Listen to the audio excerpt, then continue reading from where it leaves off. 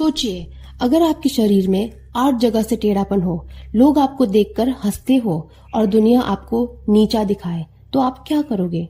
ये कहानी है अष्टावक्र की, एक ऐसे ऋषि की जिसका शरीर बचपन से टेढ़ा था, लेकिन जिसका ज्ञान इतना सीधा और तेज था कि उसने एक राजा की सोच बदल दी और उसका ज्ञान ने उसे अमर बना दिया।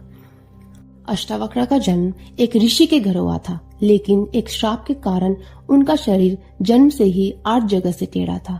जब वो किसी सभा में जाते तो लोग उनको देखकर मुस्कुराते, छुपकर हंसते और कुछ तो उन्हें पाप का फल तक कह देते।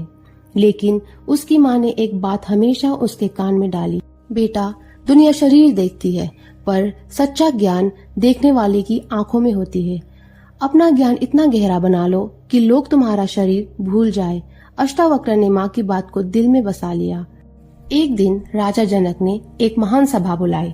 देश के सबसे बड़े ज्ञानियों को बुलाया गया। ज्ञान का टेस्ट होने वाला था। अष्टावक्र उस समय सिर्फ 12 साल के थे, लेकिन अपना ज्ञान लेकर वे सभा में पहुंच गए। लोगों ने जैसे ही उनका टेढ़ा मेढ़ा शरीर देखा, सब हंसने लगे, लेकिन अष्टावक्र ने एक ही वाक्य में सबको शांत कर दिया। ये सभा ज्ञान की है या देह दिखाने वालों की? अगर तुम शरीर देख के ज्ञान नापते हो तो तुम्हारा अंदर संवेदना नहीं, अंधकार है। सभा में सन्नाटा छा गया। जनक राजा खुद चौंक गए। जनक ने अष्टावक्र से कुछ ऐसे प्रश्न पूछे जो बड़े से बड़े ऋषि टाल गए थे, पर अष्टावक्र के उत्तर इतने गहरे थे, इतने संवेदनशील थे कि जनक राजा रो पड़े। उन्होंने कहा, आज मुझे जीवन का असली ज्ञान मिला है, तुम मेरे गुरु बनोगे। सोचिए, एक बच्चा जिसे लोग देखकर हंसते थे, वो एक सम्राट का गुरु बन गया, क्योंकि उसका शरीर नहीं, उसकी दृष्टि सही थी।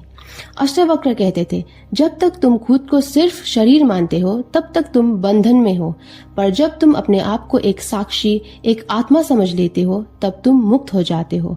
उन्होंने ये भी कहा, तुम्हारा असली रूप तुम्हारा नाम, जाति या शरीर नहीं, तुम्हारा असली रूप है तुम्हारी चेतना।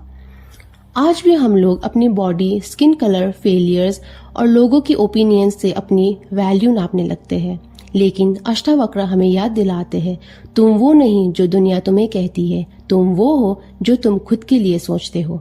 वो टेढ़ा था, लोग हंसते थे, पर उसकी सोच ने राजाओं को भी झुका दिया। तो चाहे तुम्हारे पास पैसा ना हो, सपोर्ट ना हो या लोग तुम पे हंसे, अगर तुम सच में खुद पर विश्वास रखते हो तो एक दिन दुनिया तुम्हारा नाम याद रखेगी।